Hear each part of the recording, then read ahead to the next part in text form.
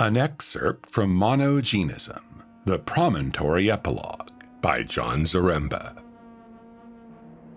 The ship bolted into the sky, high above the Virginia hills and surrounding mountains, before pausing to level herself, hovering silently near the clouds. Day gazed from the cockpit at Krumar's devastation below. Everything but the crests of hills and mountaintops was covered in gray death. He saw no humans, no activity, no indication of earthly life anywhere. Day looked over the ship's nose toward the horizon. The three reflective spheres, still arranged in the shape of a perfect triangle, waited ominously. Blue strands of light emerged from the center of each sphere, reforming the tetrahedron with its pyramidal point, again aimed directly at Day. Command? She directed the question at Day's consciousness. "I don't know," he stammered aloud. Do you wish to retrieve XLZASW001? "I don't understand." XLZAHM001 is integrated, operating at 50% power. Recommendation for XLZASW001 immediately, sir. Yes, do whatever is best," he cried out as the Trinity's tetrahedron began to pulsate. Day heard a whine from the underside of the ship. Over the edge of the cockpit, he observed a silvery spark from the surface of the gore, untarnished by the gray. Like a spinning star, the object quickly rose to her abdomen. As the thing neared, Day recognized it as the sword he was forced to forfeit when climbing the cliff edge of the promontory with Oberheim. That memory seemed ages old, and yet it was from only the previous night. She absorbed his sword in the appropriate recess of her belly. Day looked down at his body. His hands and feet had not moved from where he placed them, and yet he felt as if he were grasping the hilt of his sword. He envisioned himself as a knight-like warrior made of metal, causing tangible damage with his sword and hammer. The sweet sensation was interrupted. XLZASW001 integrated. 100% power enabled. Command. "What do you recommend?" Day now had complete confidence in her decisions. Do you wish to switch from commensalism to symbiosis mode? "Yes, do that please. Whatever it is, quickly." Symbiosis mode engaged.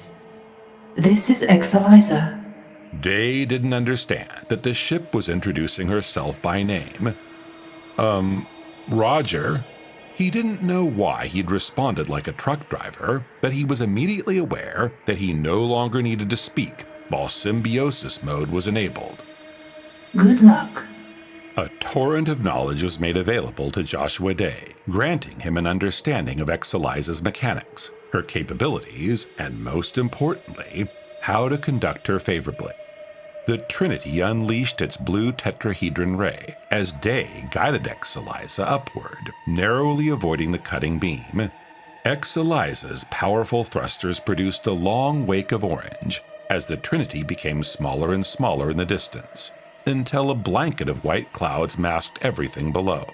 They rose higher into the atmosphere, until the black of space occupied most of Day's view. He wondered if he would see the Earth again, if there were anything left to see, or if there ever had been anything of value down there to begin with. He concluded no to all three questions. Day tilted XLZABK to get a better view of the diminishing Earth, and realized that he could view the surrounding space in all directions, even with his eyes shut. This ability wasn't sight, it was perception. He steadied XLZABK, closed his eyes, and ensured that the Trinity was not pursuing them. The three spheres govern the ebb and flow. Of what specifically? Of everything vaguely, yet vigorously. Oberheim created an imbalance with you. So I must be eliminated? Oui, sir. As Day gazed at the huge pale moon and the shimmering, unobstructed starscape from an unreal perspective, he understood and appreciated this new relationship. To the degree that he was her steward, she was his luminary. Day recalled her statement when symbiosis mode was enabled, and it finally dawned on him that her name was XLZABK. That is correct, sir. Joshua Day buried his embarrassment with a question. XLZABK, what is that in the distance near the moon? Are we passing a meteor shower? That would be the Wendelin fleet. Do you wish to engage? Engage how? Do you wish to destroy the Wendelin fleet? He thought for a moment, not knowing their history or present ambitions. What would you recommend? It is not my place to make this specific recommendation, sir. What would Oberheim do if he were in this seat? He'd have already destroyed a good portion of their fighters.